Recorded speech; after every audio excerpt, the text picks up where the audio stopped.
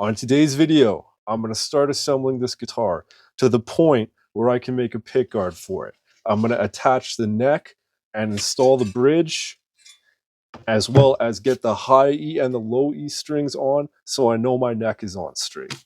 So first things first, I'm going to plug these old mounting holes. Again, if you're just tuning in now, this is an old neck that I've reshaped the headstock on. I've changed the fret markers and the frets already. Ideally, what I would use to fill these holes in is some dowels. Now, I thought I had some dowels around here, but it turns out that I don't. So what I'm going to use is toothpicks, which if you think about it, are kind of just little dowels. Just going to put some super glue in the hole. Just get some glue, make sure these are fully covered with glue. Got glue on them. Get them in the hole.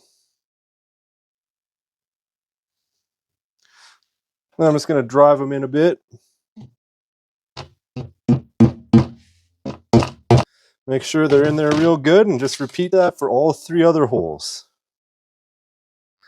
Now I'm just going to cut them off with some side cutters. Now I'm just going to sand them down. Okay, so now I got my body back here. Next thing I'm going to do is flip it over and mark these holes for the neck bolts. So that looks as good a spot as any for this neck plate. So just going to mark the center of these holes so you can see that the bolt is not going to go through the front of the fretboard. So that's good. We can use it. So you can see with this screw here, with this bolt as I guess they call it, the drill bit I have here is as big as the shank, but you can still see the threads of the bolt on either side of it. So this is a good sized drill bit. The next thing I'm going to do is just put a piece of tape on it so I know how deep to go when I'm drilling. As long as I don't go past this tape, I won't drill through too deep. So I've got the other end of the guitar supported with some scrap pieces of hardboard just so it's level. And I've made sure that the neck is pushed all the way in. I've got my holes marked, so now I'm just going to drill them. So what I'm doing here is I'm just putting a slightly bigger drill bit in the drill and opening up the holes in the body of the guitar. You want these neck bolts to pass through the body of the guitar, but not actually have the threads engaged. You only want the threads to engage in the actual neck. So I'm just making it so that the bolts will just pass nicely through. You can see here what I'm doing. They just go in and out, no problem. So the next thing I got to do is locate my bridge. So I'm sure many of you will cringe to see me using a tape measure to do this, but I don't care. So I got 25.5 inches on the nut, the front edge of the nut. And then we come down to here and I'm on my saddles. You're just going to have to take my word for it because the shadows are too extreme in this filming situation, but I got this bridge lined up perfectly on the center line. And just to double check, I've got my square. So I'm going to line up the point of the square and this little hole.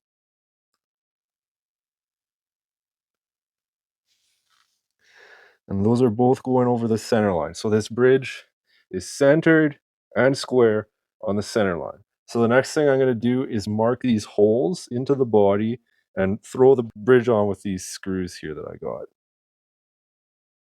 You can see I marked the 6 holes out with an awl. So there's some little indents there. I'm going to take my drill bit that I have marked the correct depth with a piece of tape.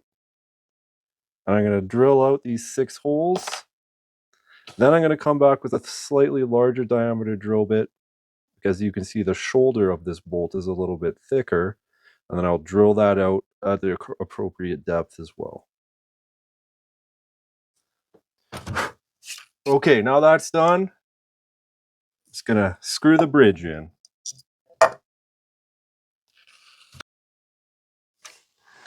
Okay, so we've got our bridge attached.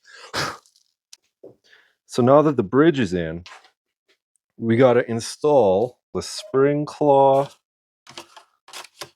the springs, and of course the screws that hold the spring claw on, just so I can throw a couple strings on it to make sure our neck and bridge is aligned. So now what I want to do is actually put a couple, the high E and the low E string on here, just so I can make sure my neck is lined up properly. So that means I got to put a couple of the tuners back in. So I got the old nut, and I got the old tuners here. Okay, so we got a couple of tuners, we got our nut, we got our bridge.